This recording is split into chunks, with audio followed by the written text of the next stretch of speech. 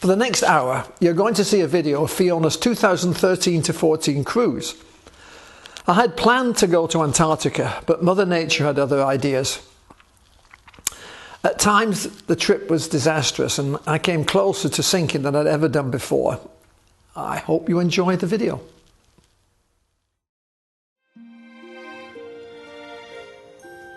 Fiona left Long Island in early July 2013, and myself and Wade sailed across to the Azores and then on to the Canaries. Unfortunately, in the Canaries, Wade discovered his family had a serious medical problem. He left me and I sailed single-handed via the Cape Verdes across the equator in the South Atlantic to Salvador in Brazil. There I was joined by a cruising couple from Long Island, Helena and John, and they sailed with me to Santos. From Santos, I started to accumulate crew, and in Punta del Este with a full crew, we left for the Falkland Islands. South of the Falklands, we got hit by a disastrous storm which caused enough material damage that we had to abandon the attempt to get to Antarctica, and instead we sailed to Tristan da Cunha briefly, and then on to Cape Town, South Africa for repairs. I spent 5 weeks in Cape Town. The crew flew home, somewhat battered, and a new crew joined me for the trip to St. Helena and Ascension Island. At Ascension, one of the newer crew had also had enough of sailing, and myself and a young Frenchman crossed the equator and sailed 4,000 miles across the North Atlantic to St. Martin in the Caribbean. From St. Martin, Helena and John came back for a few days to sail to Puerto Rico, and then with a new crew I sailed on to Bermuda, and finally the last leg back to Long Island, a total trip of 22,391 nautical miles.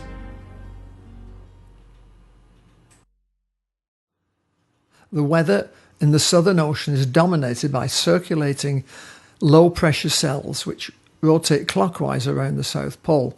Within each cell, the winds are also clockwise, and so near the coast I have found in previous trips that the wind is usually east or southeast. I'd hoped to use this to propel Fiona around the world heading west, and when getting a beam of South Africa, head for Cape Town. For all my biennial cruises, there's a traditional party at Weeks' Yard. We try to get a Dixieland jazz band playing, and sometimes my son plays in the band. So this is the 2013 party. Join in the fun.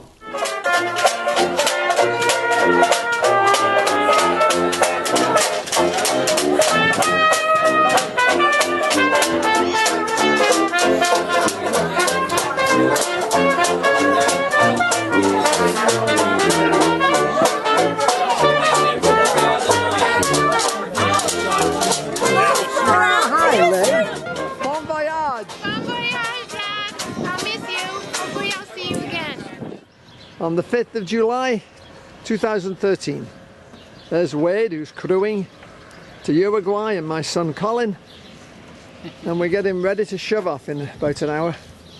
You can see we've got jerry jugs, 10 of them stacked there with diesel. We don't need it for the Atlantic crossing probably, but we'll need it in the Antarctic. Bob Lyons aboard Fireplace is following us out of Patchogue Bay towards Fire Island Inlet.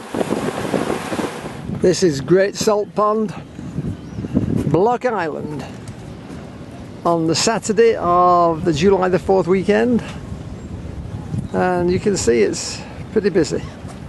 We're a day and a half out of Block Island, bound for Flores, then join a lovely reach with winds roughly 10-11 knots, and on board is Wade, who's making his first transatlantic crossing. Hello! Eric, I think, has ordered all this weather for me. We've had, like he said, a day and a half of the most perfect sailing that I've ever experienced. This is what everybody dreams of when they dream of sailing, I think. It's always like this in the North Atlantic. That's what I've read. Now this is a rainbow. The North Atlantic calm as usual. And the squall there on our port side. Nice wind for the past few hours. Victor's steering the boat here.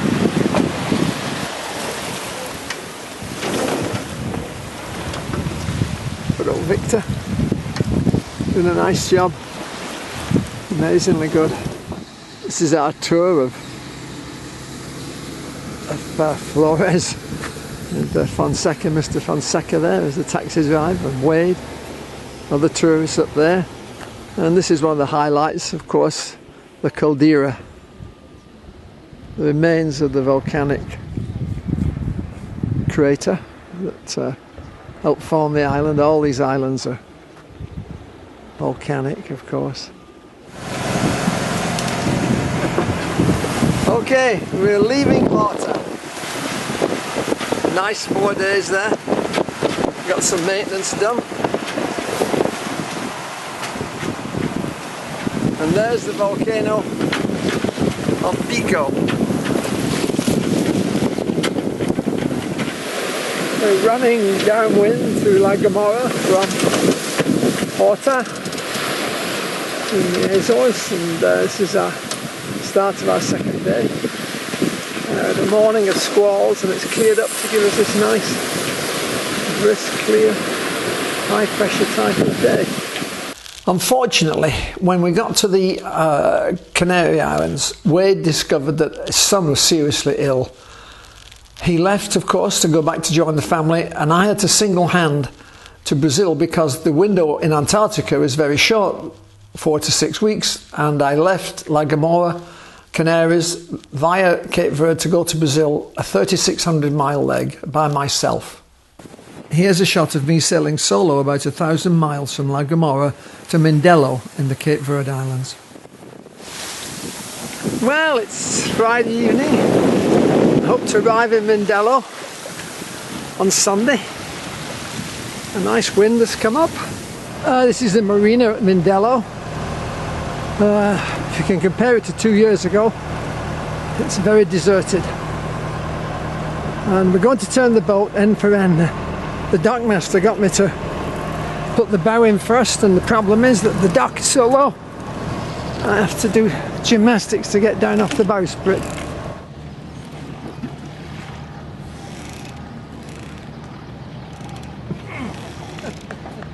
Amazing.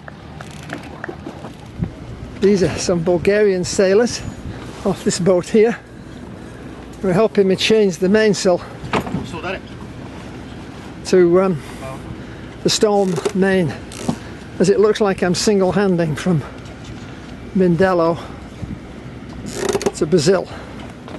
There goes the new storm main, brand new sail made by Doyle, Mark Washheim.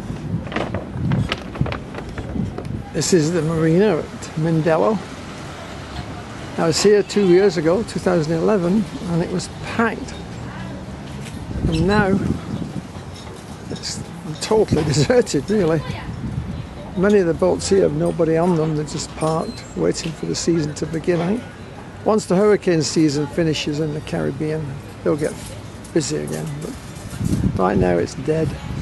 This is just a few yards from the main street here. And you can see that it's not in great shape.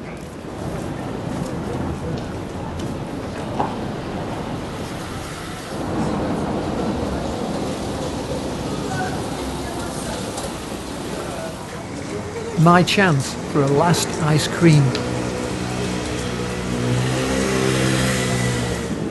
Well, we're on our way to Brazil.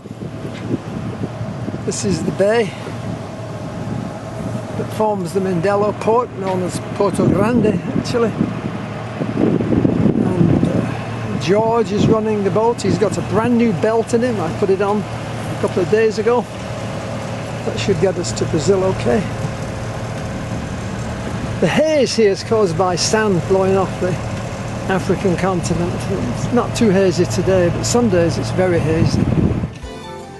This is ghosting along about 150 miles south of the Cape Verde Islands. You can see we've got a wind speed there of about 8 knots, which is not really that much, but there's also no sea.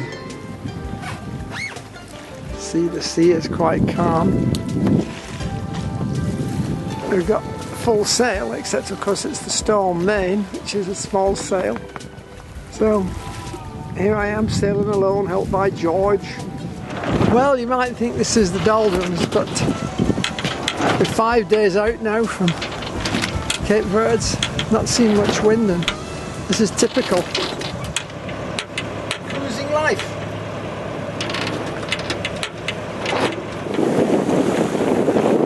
Typical doldrum scenery.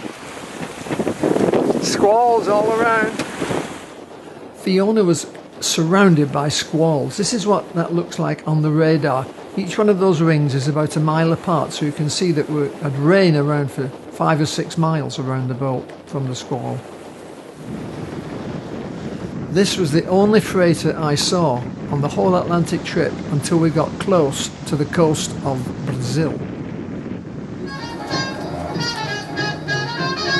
Here's a few snacks, including spam,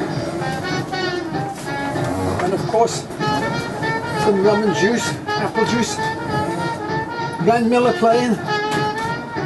And what time is it actually? It's only 5 to 5. I anticipated by 5 minutes, so the cruising life.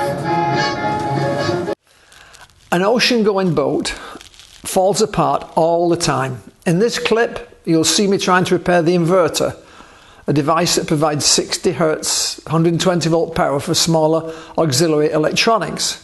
While I'm doing this, George, the autopilot, is sailing the boat. I've discovered over the years that the captain has to be cook, bottle washer, mechanic, electrician, and even sometimes junior doctors to function on the open sea. As George steers the boat, I started on a typical maintenance chore at sea. In this case, repairing the inverter, which provides 120 volt 60 Hz for other equipment. There's the trusty soldering iron warming up. The camera's panning round to the inverter itself. I've taken the case off, and there's my trusty meter. Fortunately, I was able to fix it this time. As Fiona got close to Salvador, I began to encounter coastal freighters heading both north and south. I had sailed nearly 3,600 miles single-handed from the Canary Islands. This is the recreation area of Salvador and where the rich people live. This is the Q flag, which shows I need customs and medical clearance to enter a foreign country. At Salvador, I was joined by John and Helena, Long Island sailors. Here we are taking the tender ashore at Ilias to the local yacht club. There's Helena and John. Yes. I just said, there you are. Yep. Hi, here we are. Here's the cathedral at Ilias.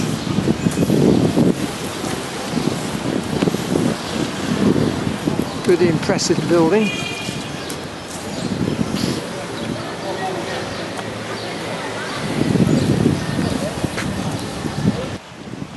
Forgotten the name of this island, but it's a bird sanctuary, and you can see birds all over the place. Here's a very small chick.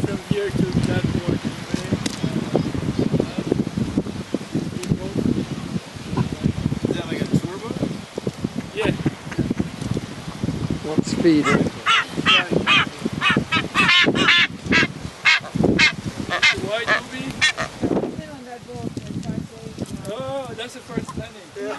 We anchored at the yacht club at Vitoria, Helena grew up in Brazil and speaks the language perfectly, and so she knew a few beauty spots she wanted to see. So she and John left to see those, and I was left tied up to a fairly lousy concrete dock. But unfortunately, when I was alone, the wind shifted and I was left hanging off one single stern mooring with the bow just 2 feet away from disaster.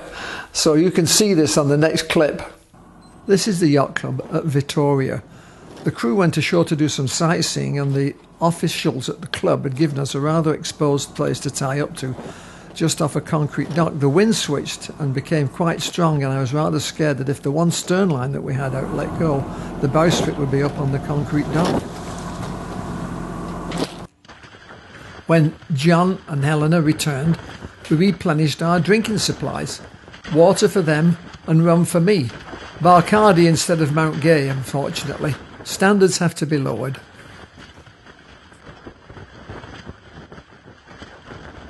Sailing down the South American coast, a major turning point is Cabo Frio. Frio is Portuguese for cold, because Antarctic water wells up there and produces tremendous fishing, I'm told. From the sailboat point of view, it produces very peculiar winds, but it's nice to get around Cabo Frio and head west into the tropical parts of Brazil. There you can see Cabo Frio. It's a major turning point for us when we get past it. We hang right, by almost 90 degrees, and go west to Ilha Grande. We should be there tomorrow. It's been a struggle to get down here. The weather's not been too good for getting here. But if we can round Cabo Frio, it's a big deal. This is the endless wake as Fiona ploughs south under the control of Victor. The vane, that's the nickname we have for that wooden plywood thing that steers the boat by sensing the wind direction and turning the wheel to keep the boat always heading on the same course, at least relative to the wind. It's sailed the boat hundreds of thousands of miles literally in the last 30 years.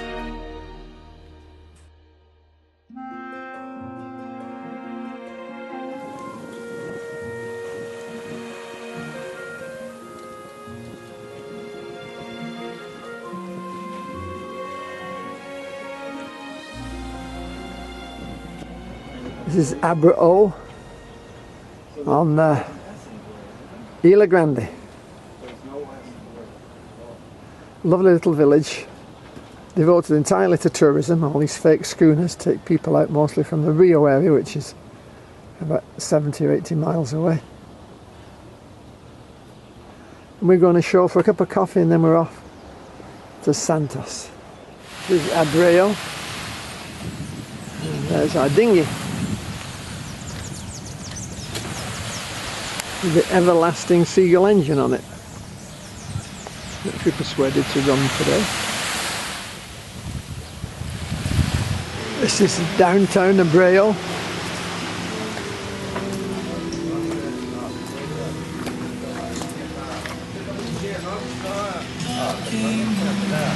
Got two streets. Here's Helena and John heading for breakfast. Are you going here? Yes, we're going to the padaria.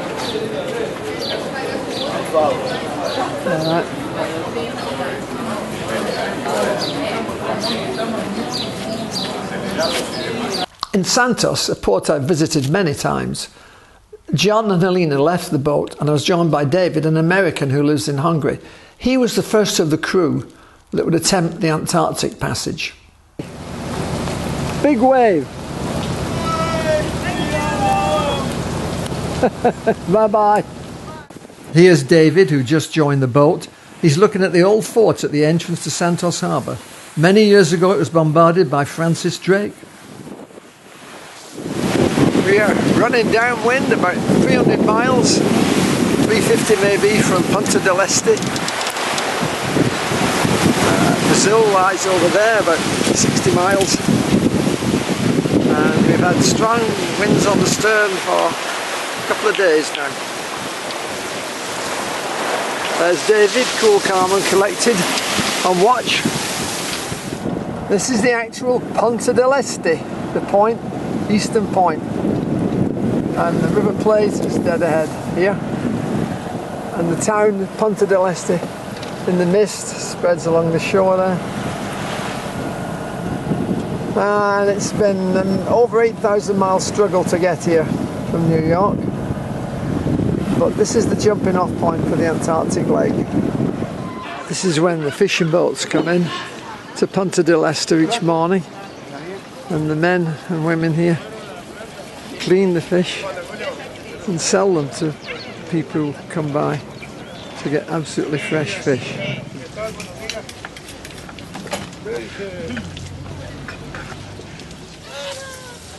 That's the sea lion browsing for scraps. This is a famous statue on the beach at Punta del Este. It shows a giant striving to get out from many feet beneath the sand.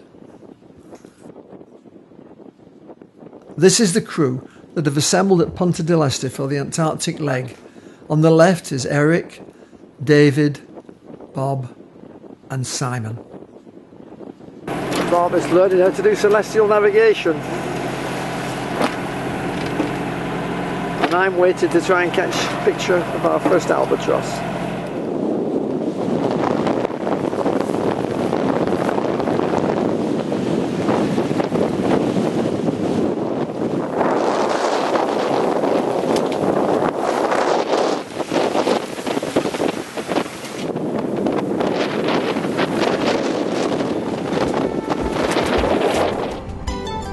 On any ocean voyage, it's always fun when a pod of dolphins finds the ship. Here's a group of them looking for food and giving us some entertainment at the same time.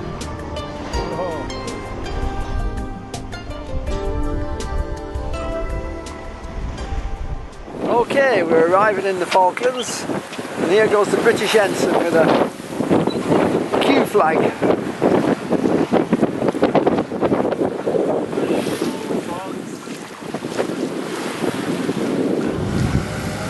This is a general view of Phi Pass, the Falklands Interim Port and Storage System. It stands for Phi Pass. There's the Harbour Master's office. And here are two charter boats, Australis, I forget the name of the other one, run by a German guy. And then there are two cruising boats behind. There's Fiona there, and a Belgian boat. Simon and Bob are rebolting a chock for the dinghy. Just give me a big smile, kids. David is making a cover for the aft hatch there with one of those planks on. David's job was to make a cover for the aft hatch. He's using one of the many power tools we carry on board to make repairs or fabricate things like this hatch. Strong wind has come up. Simon is rigging an extra line there, and here's a Belgian boat run by a Frenchman. Simon there, and a guy came and anchored there this morning. Frankly, I wondered why he did it. It's going to be a rough night for him there on that anchorage. Bob is filling the diesel tank before we leave. This is the Seamen's Centre at Phi Pass. A great spot, snack bar, toilet, showers, laundry, books, television. David is running the camera. He's going to take a shot at the snack bar here. And through the window you can see Stanley Harbour and Phi Pass in the distance. Great spot this, and it's run by a nice lady called Betty, who looks after us and gives us free coffee and tea whenever we show up. It's also got Wi-Fi too, should have mentioned that. This might be called the centre of Stanley. There's the Globe Tavern and the Jubilee Villas here, famous Victorian villas. And here's the main dock. The captain of the Belgian boat tied up next to us at Phi Pass organised a little party the day before we left. Several sailors from around the island came to tell us what they thought about our trip. The trick in sailing to Antarctica from the Falklands is to leave when the low is in the right place When we left, we had 30 knot winds from the west, which would have been a beam reach and very nice. However, the low stalled to some extent and intensified, so that in our position we experienced 75 knot winds on the nose, which was no good at all.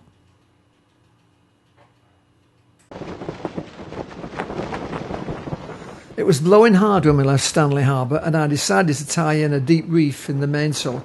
Here's Bob's time-lapse photography of the crew installing a reef on the main.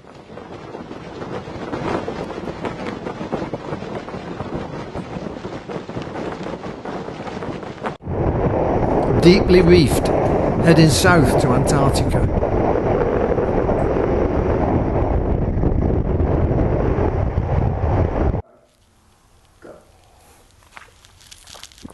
We headed south from the Falklands in weather that deteriorated steadily.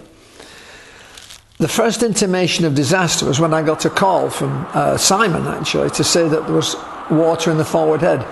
I splashed my way up and found that we were going down by the head. Gallons of water were pouring in every minute from the holes which had come loose. A bucket brigade dried out the boat, but the next major failure was the steering system. A pin came loose between the rope and the roller chain, and we lost the steering as we were beating towards Beauchene Island. It took us a while to put it back together. Fiona's steering system is relatively complicated. A heavy roller chain passes over a sprocket connected to the steering wheel. It then descends down into the engine room and goes around a sheave. Below the sheave, a master link makes a connection with wire rope, which is then guided by several sheaves underneath the cabin sole in the aft cabin until it comes lined up with the quadrant. There the rope ascends and joins the quadrant, a heavy bronze casting. This is a picture of the quadrant. There's not much room to work on it with your fingers in the way. In case there is a problem with the steering system, which has happened on several cruises, the top of the rudder post connects to a universal joint which permits an angular change so that the vertical post can come up through the aft deck and connect to a hinge carrying an emergency tiller which can steer the boat.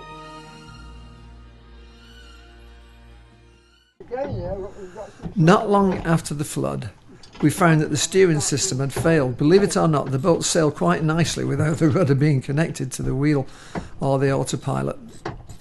Here we are tightening up a U-clamp on the wire rope which required to be moved. And this was the first of several failures. The next was the staysail blowing out. Here's a shot of it taken later on when we were repairing some of the damage. And when we got to Cape Town, we unrolled it, and this you can see left it completely unusable. After the failure of the staysail, I assessed the situation, and bearing in mind the enormous stress that had been put on the steering system, I decided it was foolish to carry on to Antarctica. I changed course for Cape Town, 4,000 miles downwind, where at least we could get good repairs. Well, we're just above 50 south, and the steering broke again. I think it got really overstressed in that storm we had south of the Falklands, because this is the second time that something's failed in the last couple of days. And here you see the problem. The chain is broken. What we're going to have to do is grind this off, knock out the pin, and then insert the last master link on the boat. Well, this is the other end of the brake there. I'm going to... Actually, the brake is here. There. I'm going to take your master link out and we'll reconnect this to the old piece. A second failure of the steering system occurred when a link in the roller chain literally fractured. Here we are splicing a new chain and threading it through the pedestal. The quadrant was held over by the tiller so we could work safely, but then the universal joint fractured, blew up, and you can see from pictures here that it was totally irreparable. I remember having very dark thoughts as we lay hove to with the steering system broken and the universal joint broken. It left us with no steering whatsoever. The nearest land was South Georgia Island, a few hundred miles away, but it was no haven anyway, and so it was virtually essential to get the steering system functional again, and we used our last of our spare parts to do that.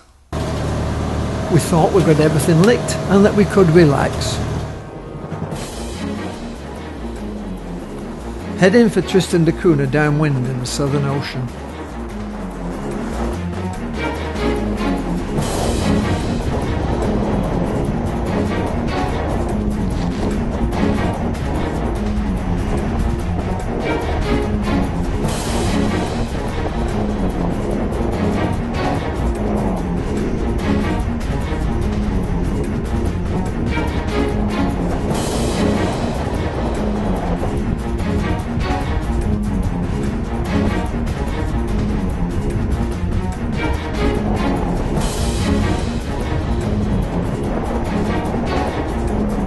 We did manage to get to Cape Town without any more major failures, but we did notice after a few days that the main water tank, 100 gallons, had shifted in the seaway and fractured, and we'd lost most of our fresh water from that tank. So in fact, proceeding to Antarctica instead of Cape Town would have been very, very dangerous. December 14th, and we're having our 5 o'clock toast. Happy hour. Yeah, so the cruising light. Heading for Tristan, when we re-established email, I discovered the ice in the Antarctic was further north than it had been for many years, and our original plan was not feasible. This is the outline of Tristan da Cunha, below the clouds, as we approach, all the way from Port Stanley. Simed at the wheel, and we're looking for a place to drop the hook. Here's the riprap at the village of Edinburgh on the island of Tristan da Cunha. At Tristan, we used a Japanese outboard for the first time this cruise, and we had difficulty getting it going. Here's Simon testing it out. The harbour master wouldn't let us land because of a public holiday one day, and the next morning it was too rough for us to get ashore. We raised the anchor with difficulty because of all the kelp that was there. This is the bane of our trip from Tristan da Cunha to Cape Town. No wind. See the sails banging all over the place.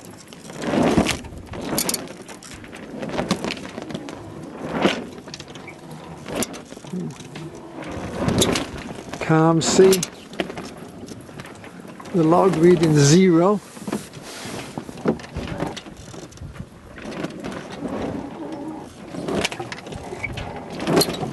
Zero knots.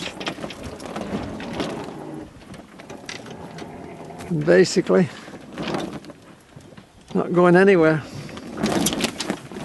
David is reading about Captain Bligh.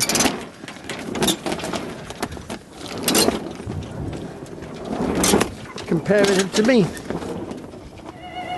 This is Christmas aboard Fiona, 2013, about 800 miles from Cape Town. And out there is the South Atlantic Ocean.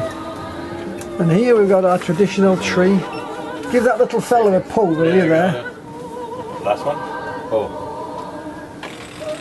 There's Simon. David. Official Fiona. Officially a Fiona. Oh, sweet.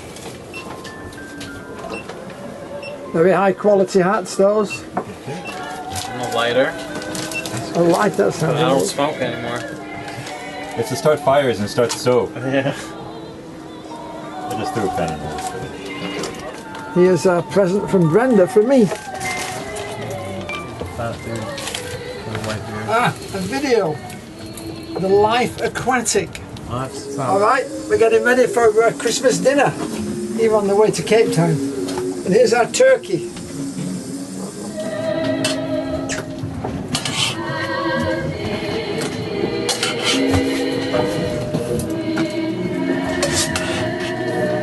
That's fine, small amount. Kids want any more than that? Okay, here's Eric getting his beard trimmed up for Cape Town.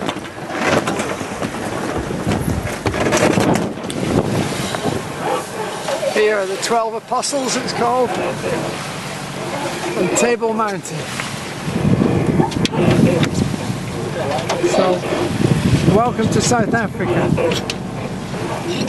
We're entering the busy Cape Town harbour, not knowing quite where we're supposed to go. There's Table Mountain. And the yacht club is down here, I think, if I remember, from about 10 years ago. This is the scene at the Royal Cape Yacht Club. The race breakfast, the race starts about 4 hours.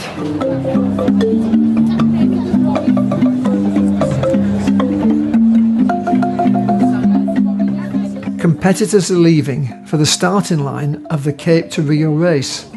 This is one of the major international yacht races in the world. Pretty good, these guys. Seeing them playing on blocks of wood.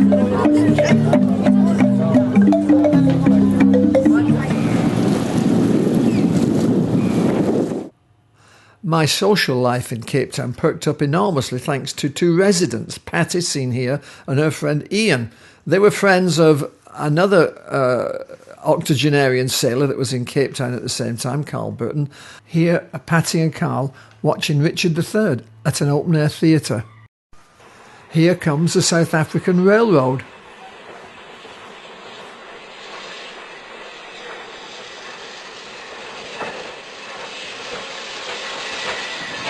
This is the rickety train that we came on from Cape Town to Simonstown.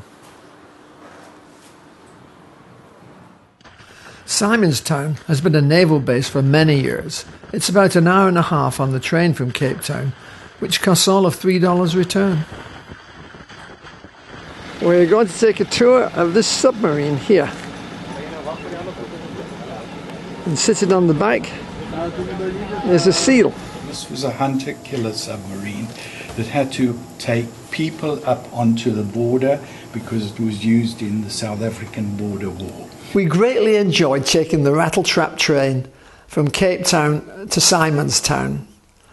The crew went to look at a penguin colony on the beach, the only one that there is in South Africa, but I went to look at the wonderful art galleries. Simonstown is a real artistic colony. I was very taken by a painting called The Can-Can Girl, and I, after some negotiation, bought it but discovered it was painted on board and I couldn't roll it up. So in fact the lady came back with me to New York in the aft cabin, 6,000 miles. We spent 5 weeks in Cape Town repairing the boat. The usual procedure were repairs in the morning and sightseeing in the afternoon. My son Colin FedExed a large number of spare parts from the States. One afternoon, David and I took the cable car to the top of Table Mountain. This requires careful timing, as much of the time clouds or high winds prevent the car from working. There's a wonderful view from the top, and here's the beach to the south of Cape Town, which you can see from the top of the mountain. And here's the winding house there, that's got the big machines that pull the cars up. You can see the yacht club there, just about in the centre of the picture. More shots from Table Mountain. It is 1,660 meters. Okay, we're leaving Cape Town finally after more than a month of repairs. Here's Matthew, Frenchman who joined the boat, and John, Canadian, who joined the boat. And there in the distance is Table Mountain with what they call a tablecloth on it. Matthew caught a fish. Ta-da! There you go.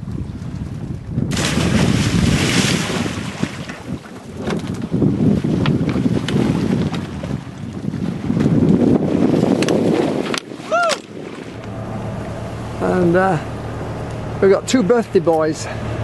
John, we won't mention his age. 50. No, he's 50, okay. You said it. And then Matthew, how old will you be tomorrow? 24. 24. How young can you get? 3 generations. The grandfather, the father. Yeah, you're right. There. Okay. Your turn. Give him the camera, he can take a picture of you. I can then. There. All right. Alright, this is the cake. Let's see if it's cooked in the middle. Hey, it looks okay. And it smells. St. Helena on our approach Friday morning. Now about probably 12 miles from Jamestown, around that cape there, and then to the northeast corner. This is James Bay, St. Helena, and there, just offshore, is the St. Helena, a passenger and freighter ship that just sounded its horn, and it's leaving for Cape Town. This forbidding cliff forms the south part of the bay at Jamestown. There's a ladder called Jacob's Ladder that runs to the top. Every year the locals have a race up the 700 steps.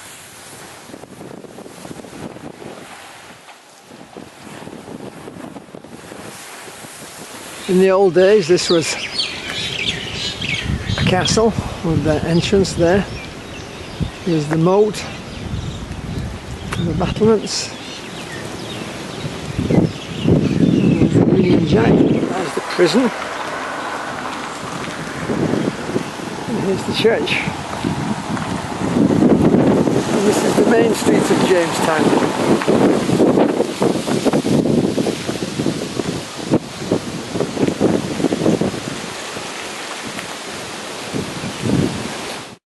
The best hotel in the town is the Consulate, seen here. Notice the French Napoleonic era soldier on the balcony. That's because Napoleon was exiled here for 6 years, started in 1815. This is the scene about 400 miles from Ascension Island. Been running the engine now for about 12 hours. So we're going to try and change the mains. Right now we have the storm main on, which I figured would be easier to use because I don't have to reef it, but there's so little wind we're going to put the big sail on. Struggling to get the sail out of the sail bin.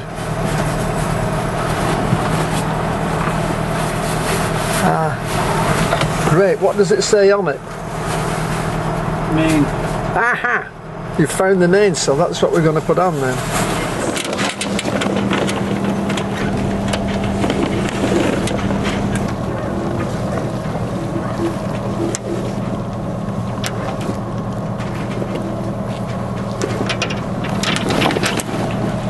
We're getting ready to make a landfall.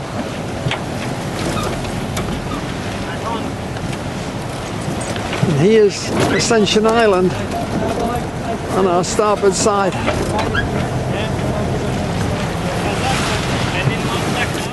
Here are the guys inflating the dinghy for the first time since Tristan da Cunha. You want to come and check the... This is a view of the old fort here on Ascension Island. You can see that basically the island is a vast cinder. All these cinders come from volcanic eruptions. This is inside the fort on Ascension Island. What's it called? Fort George, was it? I have no idea. The beach at Ascension Island has been a breeding ground for leatherback turtles for millions of years, and nobody's allowed to actually go on the beach.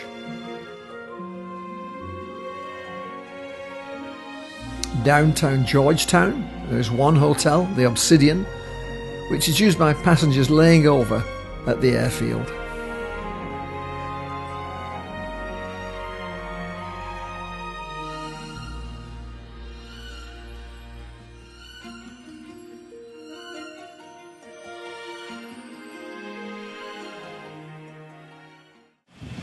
Here's our Land Rover. We're making a tour of Ascension Island, and this is a lava field here, which is typical of much of the countryside. Just big, huge cinders that have come down, and then these trees have, over the years, found a little home.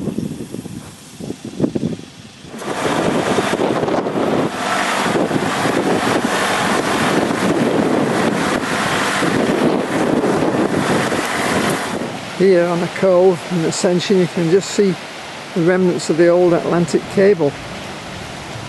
that was brought ashore.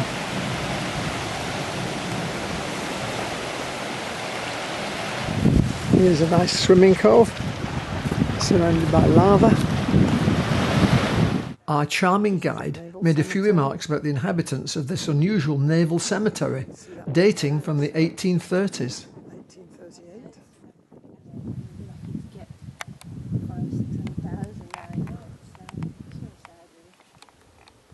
So let's go up to more cemeteries? Or? We're heading up Green Mountain. At the top is a surprising rainforest, suggested by Charles Darwin when he visited here in the 1830s.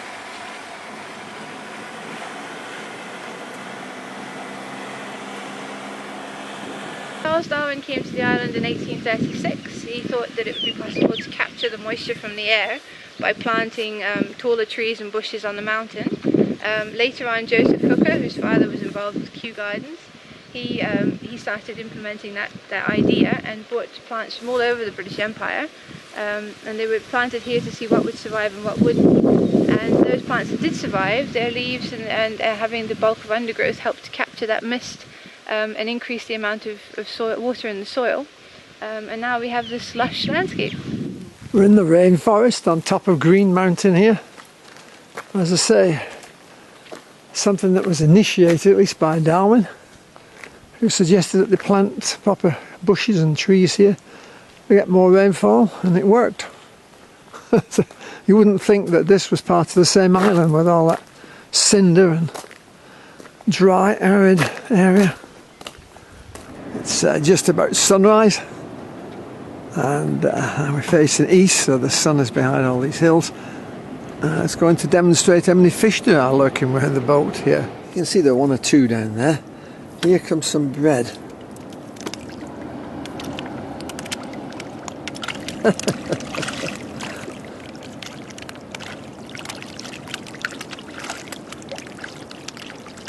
They've got big teeth, these fish too. I hope they're not piranhas.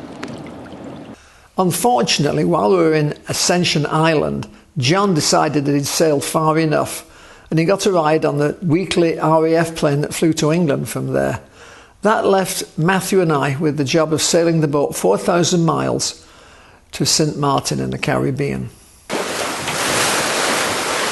Chafe is the enemy of all cruising boats.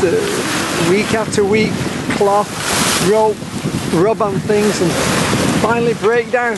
Here's a shot of our starboard jib sheet that's ready to cover is finally broken off. While the weather's so calm, we're going to change the sheet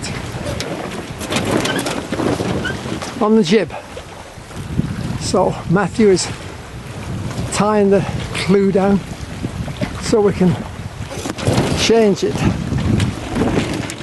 Now we're going to furl the jib and put the pole back. That's the snatch block. We'll hook that to the end of the pole and then we'll lift it up. Okay, we've got the pole rigged. So now Matthew's going to pull it out to sail on this.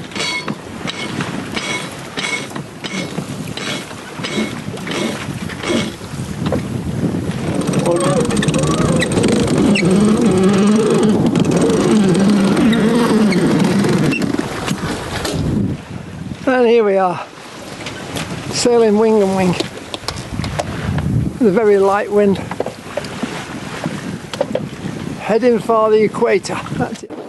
This is typical doldrum sailing, no wind at all, and the mainsail slatting about, wrecking itself usually.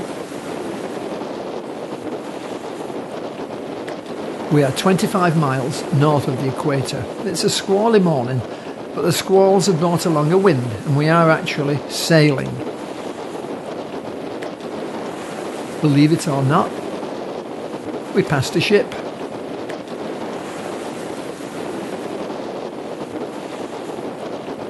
If you've watched many of these Fiona videos, you'll have seen the following ceremony.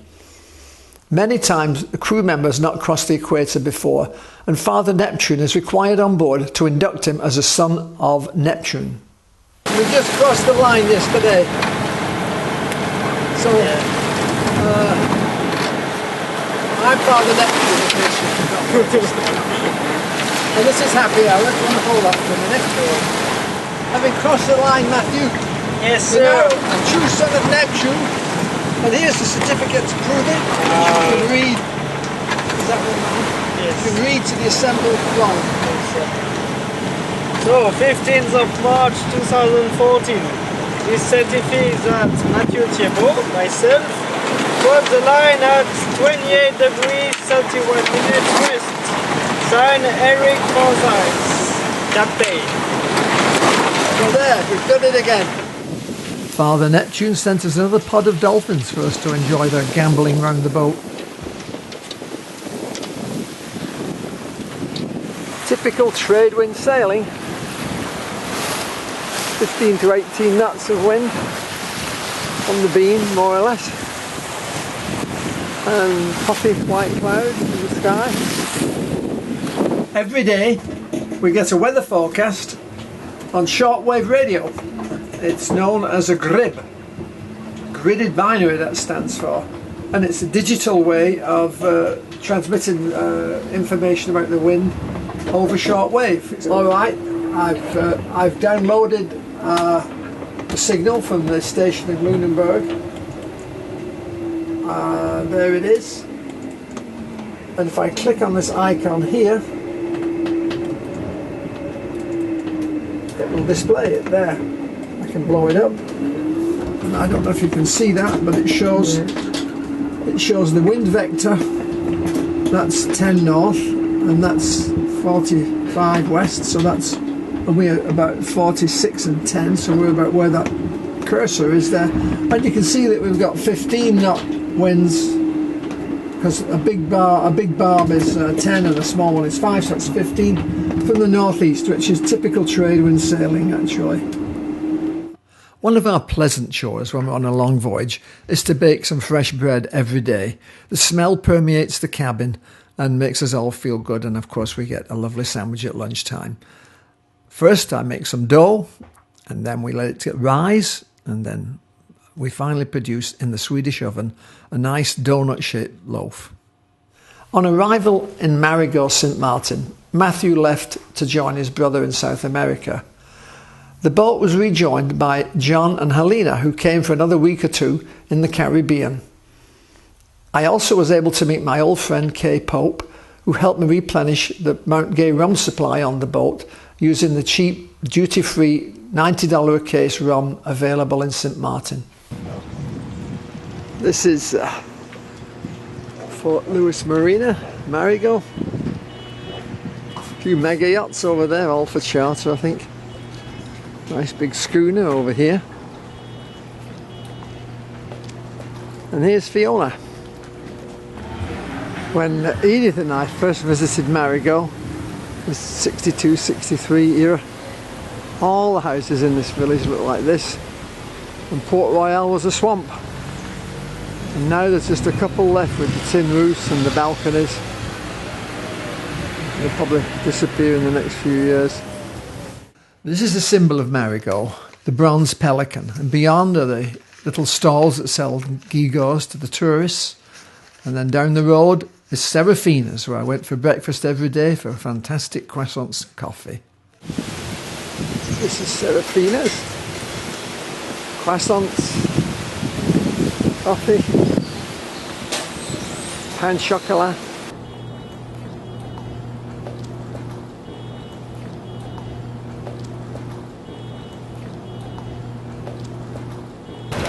There's John at the wheel, and we're heading for Round Rock Passage, south of Virgin Gorda.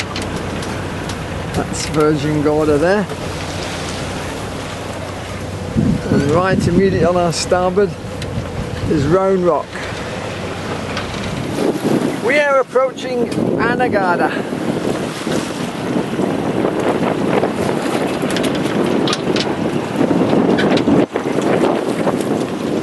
There it is, it's not very big. John and Helena stand on the bow, watching out for coral heads as we approach Anegada. This is Anegada. Mr. Potter's Bar and Restaurant. In the distance there you can see Virgin Gorda, all the charter boats. They serve lobster dinners here for $50 a roll, which I don't think we'll indulge in. Helena's going to dive in and swim to Sandy Key. I'm gonna dive in, I'm coming back to get my bag. Oh, alright.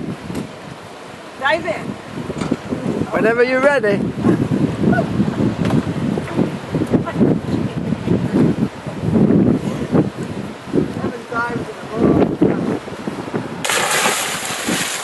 There. As I predicted. You lost all your bits and pieces. If you've watched many of Fiona's videos, you'll have seen Fox's Bar and Jost van Dyke many times. In fact, when Edith and I first visited this island in '62, there were only a few disconsolate West Indians lived there. But over the years it's developed, and Fox's is now a major watering hole for the cruising fleet. This is Fox's Bar at Jost van Dyke, a rather famous watering hole. Helena and John. Unfortunately the bar's full of kids. It's gone downhill a lot. At Fajardo, we were back in the USA, at least in Puerto Rico, and the marina was so big that they used golf carts to get around.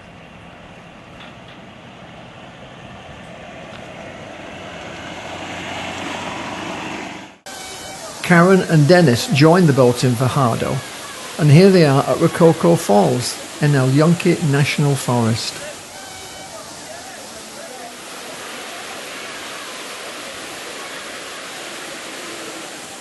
By climbing to the top of this tower, nearly 1,600 feet up, we get a wonderful view of the forest canopy.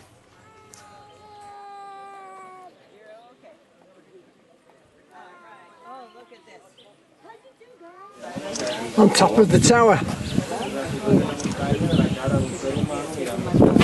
Aquí, mírenme por favor, de izquierda a derecha se ven aquí a dar la boca, al añadir los ojos hacia la frente.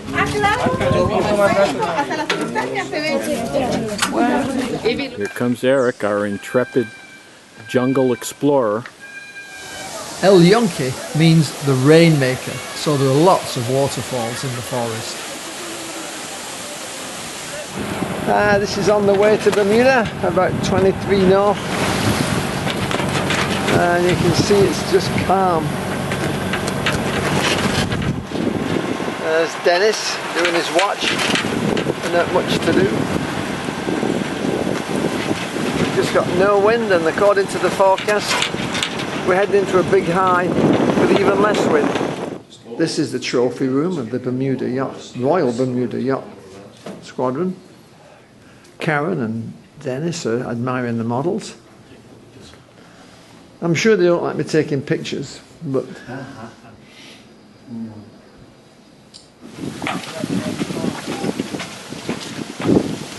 we're buying very expensive fuel at Dowling's before we leave for New York, putting in 50 gallons. We're paying nearly $8 a gallon. Wow. We are crossing the Gulf Stream in a brisk northwester.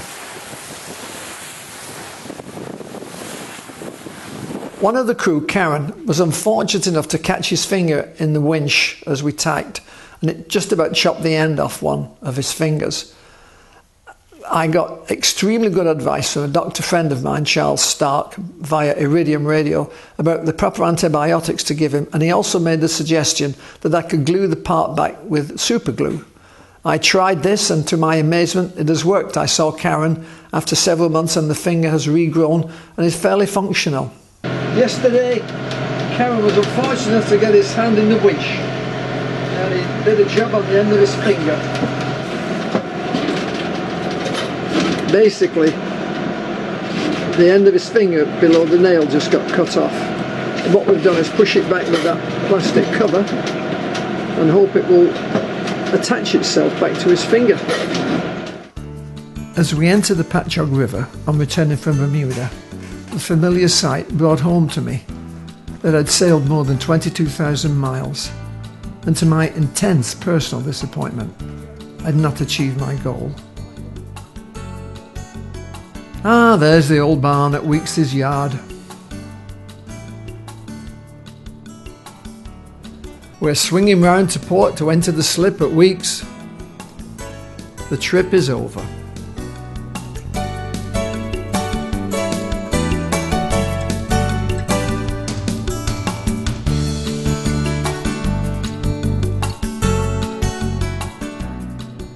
You've just watched the video of Fiona's 8th major cruise since I retired in '95. Things didn't go as I planned, of course. As Robert Burns said, the plans of mice and men off gang away. But we did have an interesting time, and I think David, Bob and Simon deserve great credit for holding together in extremely adverse conditions. It gives them a story to tell at any rate. I hope you enjoyed the video.